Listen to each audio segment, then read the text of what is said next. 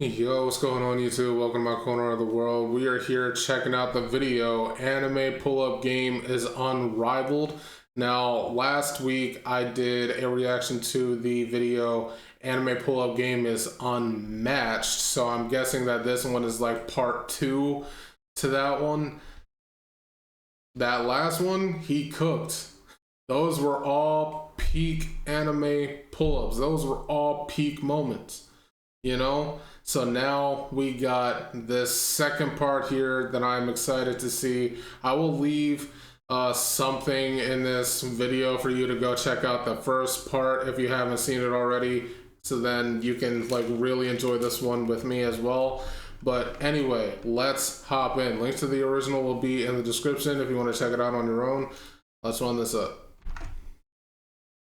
You know, I know, we all know that anime pull-up scenes are absolutely unrivaled to any other pieces of fiction, and y'all can argue with a wall because nothing is ever going to convince me otherwise. Cause bro, what other fictional characters do you know have the balls to pull up on a motherfucker that takes out all the other strongest people in the area and completely no-diff them, because they can apparently just do that. These scenes are constant reminders that there are genuine levels to this shit, and because y'all were fucking with this older video I made like a month ago, in this video I'm gonna talk about even more anime what scenes that just show how unrivaled they are when it comes to these type of scenes. And before we get to talking about all these different clips, make sure to like the video and follow my Instagram if y'all enjoy my videos. And without further ado, we gonna start off with one of the most disrespectful pull-up scenes I've ever seen in anime. We got Eldia sneaking Marley from Attack on Titan. So Marley's having this big ass festival. Everybody's having deserved because they did it first, but this moment was crazy. Falco goes up to Reiner and says something. Hey yo Reiner, I want you to meet one of my homeboys. So Reiner follows him and starts questioning Falco on where the fuck they're even going. Now I don't know about y'all, but if my child told me that his quote-unquote friend wanted to meet me and they got me going down some dark ass tunnel where my sleep yeah, that's a red flag. from 3 a.m. could easily Swiss cheese me, that shit is not a good sign. I'm that is a beating that major child's red ass flag. when I drag them away from that demonic ass room. Like dead ass, Reiner had a whole quick time event to say, Falco,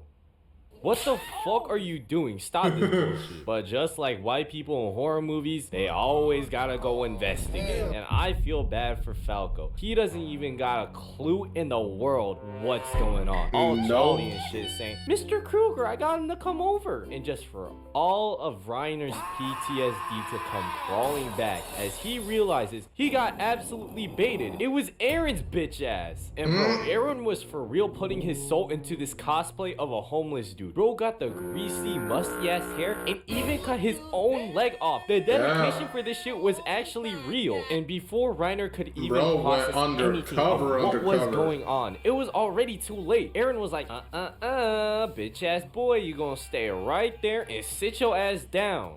Good boy. Aaron was for real doing his Nico Avocado impression, 2 steps ahead, head ass, and was ready to transform into a Titan and slime out all these families in the building above them. And Falco still ain't even catching on to what's happening, but knew something was off. And when he said, maybe y'all can just hash this out on your own, Aaron told his ass to stay and watch as he mentally tortured the shit out of Reiner. Meanwhile, Willie Tiber is giving his whole history lesson about alien history, which deadass got me falling asleep for real. Eventually he gets onto this whole spiel about how he despises the devils of Parati, especially Aaron or whatever. And this is when Aaron just regenerates his missing leg right in front of Falco, and this is when the cogs finally start turning inside of his brain. He realized that Aaron was the op, the devil of Parati. So Aaron and Reiner end up having a little heart-to-heart talk about understanding the expectations that Reiner was under and having all that Aristotle philosophy bullshit about moving forward or something. And as the conversation was coming to a close,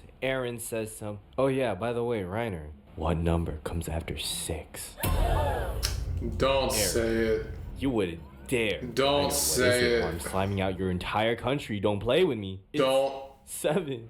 6, 7, 8. Oh my god. That's what you wanted to hear, right? Yeah.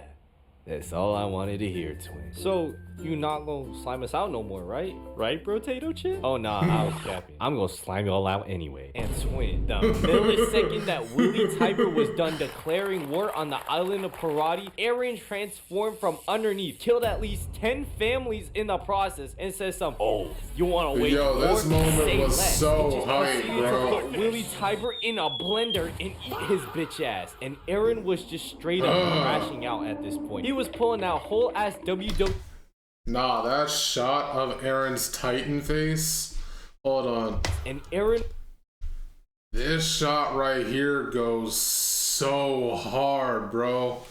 It is so hard. Was just straight up crashing out at this point. He was pulling out whole ass WWE moves on this so civilian. cold. Like, bro, the refs couldn't even stop the shit, even if they wanted to. And look at Twin over here, bro, just completely accepted his fate and said, "Damn, I'm cooked." I mean, So you're after not Eren put the outrunning a entire Titan, area so in chaos, the Warhammer Titan finally starts to join the fight and starts to transform. he said nope. Eren ain't even let the bitch transform. He Bro broke said, the fuck a anime fair rule. fight. This is war. And just started going ham. However, despite this red flag of a play by Eren, the Warhammer Titan was fucking his shit up and even drove Eren back into a corner. Unbeknownst to the entire nation of Marley, Sneak Nation was pulling up and Eren just threw the biggest alley-oop known to man and said, Yup. Mikasa, blow her bitch ass up. And she proceeded to absolutely slam dunk on the Warhammer Titan. Oh my god. And it wasn't just Mikasa who pulled up, but the entire scout. This was so They were hype. smoking their shit so bad. Even the punching bag Titan I think this was like "Get the 2 Sigma Titan. Why do they episodes still long want the smoke?" from Aaron's transformation to them pulling up. I think this was like 2 episodes Top it long. all off. Armin These presented episodes them were with so a whole good. ass nuke, and Marley just got absolutely rolled. And in all fairness, ain't nothing they could have done, to be honest. They got sneaked so bad. Probably top 3 moments of the entire series, though, not gonna lie. But just like Attack on Titan, this next pull-up scene we gonna be talking about got alright, that was even more great. team-on-team action. I'm talking about when the top 10 heroes snuck the League of Villains in My Hero Academia. Now, I This was also primarily pretty wanted good. to add this one because, in my opinion, this gotta be one of the coldest, but at the same time, one of the goofiest fucking pull-ups I've ever seen. So after the League of Villains ambushed Class 1A during their training camp and kidnapped Bakugo, because of this incident, UA was receiving a bunch of backlash for this, so the top heroes saw this bullshit happen and thought, nah, we ain't letting this shit slide. So all these I mean, to be fair, the backlash is kind of valid when you think about it, because since the school year started, their students have constantly been getting attacked by villains. And it's like, y'all are supposed to be the #1 hero school in Japan with the best heroes in the game, right? So how are we constantly letting this happen? Like the the backlash, kind of valid. motherfuckers were assembling, getting ready to raid the hideout of the League of Villains. Meanwhile, the League of Villains' whole plan was trying to convince Bakugo to join their side, which I don't really know why they jumped to the conclusion that bro was just gonna be easily convinced to join the league just because he got teenage hormones and some elite anger issues. They're kind of stupid for this bullshit. And you know the crazy bit? Their dumbass decided to uncuff him, all because they thought, hey, he's basically our homeboy. I'm sure he understands how we feel and will just convert to our side by just yapping about the pressures of society. Like, y'all see how stupid this shit is? And these villains should have learned a thing or two from UA. Bro needs to be locked up 24/7 because it's already evident that Bakugo is literally a smoke demon. Yeah. So the second Twice takes the cuffs off him, he absolutely fries Shigaraki. And Bakugo just starts saying something. Ah, hell nah, y'all got me fucked up. You motherfuckers ain't no shit about me. Y'all some ass villains. Hold dead hand on the top of your ugly ass face don't make you look tough. You look corny as hell. And he just starts going off on their ass. But before they could really throw down, all they hear is Hey, yo, the pizza here. And everybody Hey, is yo, the confused pizza as hell. here. And look at this fake ass Ninja Turtle just calmly enjoying his day off. Until this 10-foot Johnny Bravo looking ass dude, oh my, dead ass turns into the Kool-Aid man and just clocks the shit out of him. Look at bro, he looks absolutely befuddled like that one edit of Kai Cenat getting his entire room and house blown up. And this entire entrance alone was raps for the League of Villains. This fake ass pseudo-voodoo restrained all of them. And when Dobby tried to do something, Gran Torino said, pipe down, youngin. And bro, it was all a flawless ass execution. And you also got Edshot just aura farming by just sliding through a fully closed door. And this shit was genuinely peak. Like, Twin, could you imagine you and your homeboys are running from the ops and y'all think y'all are safe, and one of your homeboys are just chilling in the back corner of the room, but then this absolute behemoth of a man just breaks down your entire brick wall and y'all get instantly outed? Like, I'm not gonna hold you, that shit would have me fucking heated. And all this was even possible because they pulled a fucking Caleb City on the ass and faked a goddamn pizza delivery. Actual galaxy brain. It created the opening they needed to get Bakugo out of a pinch. Obviously, this wasn't the end of the entire altercation because even more bullshit happened, but this pull-up was clean, hella smart, and definitely funny as fuck. Now, before we get to the very last pull-up scene, I want to add a little bonus because this extra scene I got for y'all right here is one of the earliest examples of aura farming while pulling up and should definitely be talked about. We got Sasuke in the Chunin exams. Now, everybody knows this was about a generational pull-up right here. Iconic, edgy aura farmers of all time. But his pull-up to the Chunin exams was one of the best entrances I've ever seen. So before Sasuke had his matchup with Gaara, he was getting hoed by some story plot, so bro was off with Kakashi doing hella training, so you knew he was about to pull some crazy shit in his fight with Gaara. But meanwhile, everybody is waiting for his matchup, but bro wasn't showing up. Absolute crickets. But the second before Sasuke was about to get disqualified, these motherfuckers Kakashi and Sasuke pull up to center field back to back with all these leaves blowing around them and shit. And bro, Sasuke, and the sound design for it too, you had this like build up with music and stuff, and then it just goes completely silent, and then all of a sudden you just hear this kind of like wind turbine going around with all the leaves, and then Sasuke and Kakashi pop up and it kind of sounds almost like an explosion, and then you still hear the leaves blowing in the wind, and like, oh my god, bro, that generational pull-up. Generational. Everybody from my generation knows exactly where they were the first time they watched that scene. We all do. I guarantee it. They got on new drip suit with the all-black fit. This shit was genuinely fire. Also, when bro started throwing hands with Gaara, he was giving Gaara that good PTSD. Copying all of Lee's flow. Arsenal. Bro was even moving at insane speed too. Bro done became a whole copied ass his whole effing flow, word for word, bar for bar. He managed to do all that within a month. That shit will forever hold a special place in my childhood. However, this final scene I'm gonna talk to y'all about is definitely one of the best pull-up scenes that come to mind for me. We got Killua pulling up on this was fun. Hunter x Hunter. Now, the Hunter's pulling up on Meruem and his whole royal guards definitely deserves its own video in the future because so much shit happens within this arc. But what I will talk about is one of the greatest anime arcs of all time. Of the entire arc. So if you don't know anything about Hunter x Hunter, this is Meruem, the king of the Chimera Ants, a breed so intelligent and strong. They learn how to use Nen, which is the entire power system of the series. And this is one of Meruem's royal guards, Yuppie. With skill and strength so insane, it could deadass one-shot some of the strongest characters of this series combined. And this dude Knuckle was trying to get payback on Yuppie after he basically smoked his homeboy's shoe. And Knuckle thought he could catch him lacking. However, Yuppie hit him with the biggest bait of the century. He says, "Sight Allah!"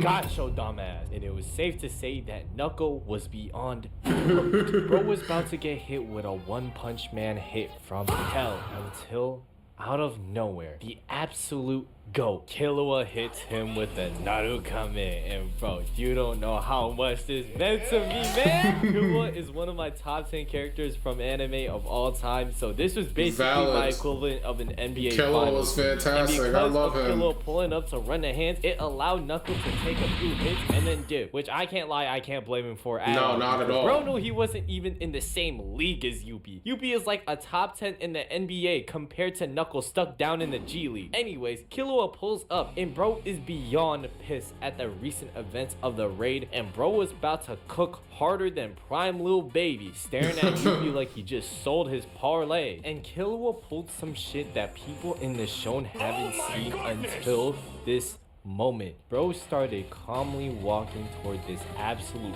demon while saying, "My fault, twin.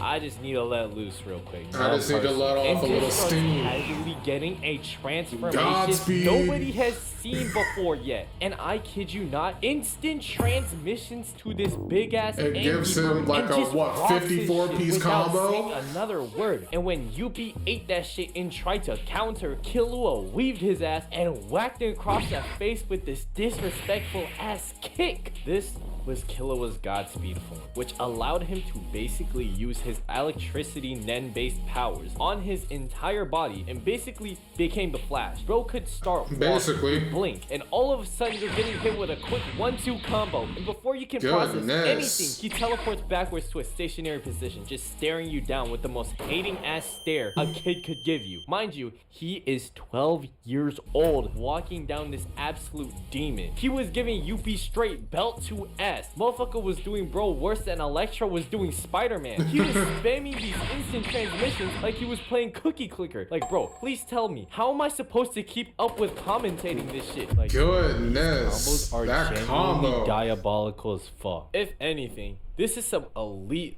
level rage bait. I'd be pissed as fuck if some 12-year-old kid was rocking my shit, but he was so fast I literally couldn't do anything about it. But all I know is that I found Terrence Crawford's next opponent. The refs need to be fired for this shit because this fight was not fair at all. However, Killua's Godspeed did come with a huge drawback in which it would just use up all his Nen, so understandably Killua decides to dip as well. But bro, it's such a shame that we barely get to see Killua use this form as much after the Chimera Ant arc ends. Like, this was Killua's peak form, only for the series to end an arc later. And let's be honest, guys, this show ain't coming back for at least another decade or two. Probably. Anyways, that's gonna be it for today's video. I hope you guys sucks because it's so good. And comment down below on what I should make a video on next.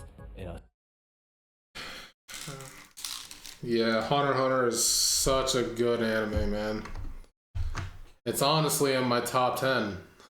Genuinely, I love that anime so much. It is like, there are a lot of times where I am just like struggling to find something to watch, and I'll just toss that on in the background because it's like, even though I've seen it, I've lost count of how many times, it never stops being just as good as the first time I watched it.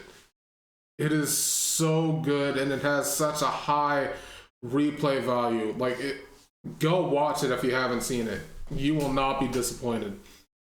But yeah, anime pull-up game, the pull-ups in anime, they're built so different compared to everything else. They are built so different. And these were also some really, really good moments. But that's going to be it for me. If you enjoyed my reaction to this, make sure to leave a like, comment, and subscribe. I would really appreciate it, and I will catch you in the next video. See ya.